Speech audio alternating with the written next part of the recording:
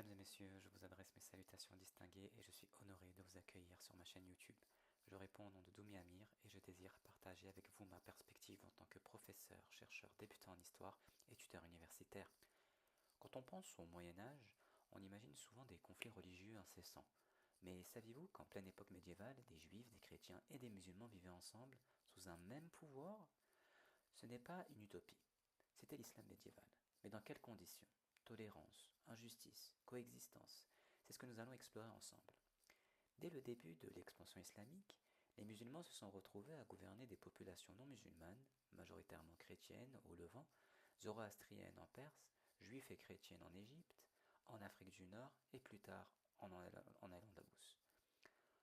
Pour intégrer ces populations sans les convertir bien évidemment par la force, les juristes musulmans ont mis en place un statut juridique particulier, la dhimma. Le mot dhimmi vient de la racine arabe dhim qui signifie protéger, garantir.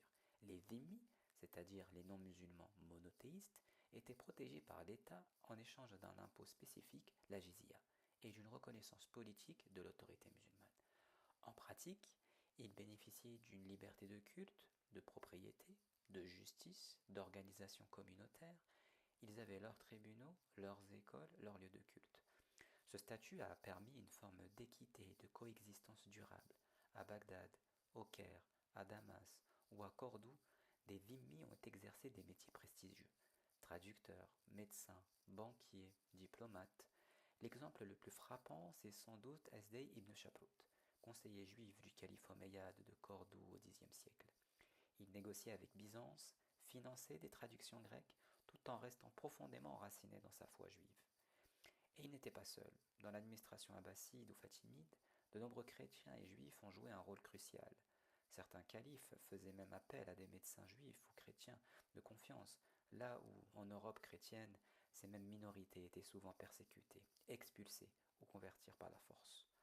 Ce que l'on oublie souvent, c'est que l'Europe médiévale a parfois pris exemple sur ce modèle. Par exemple, dans la Sicile de Frédéric II, au XIIIe siècle, on retrouve une administration multiconfessionnelle largement inspirée du modèle islamique. Même l'idée d'un impôt pour les non-chrétiens en Espagne médiévale, la Fonsado, trouve des parallèles avec la djizya musulmane.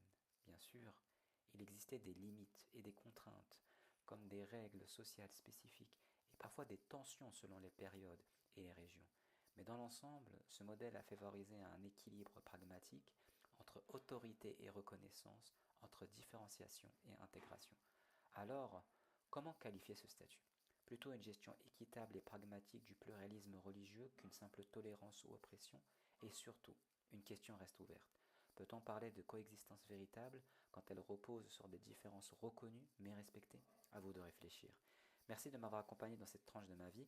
J'espère que cette réflexion vous aura été utile. Prenez soin de vous et à très bientôt pour une prochaine vidéo.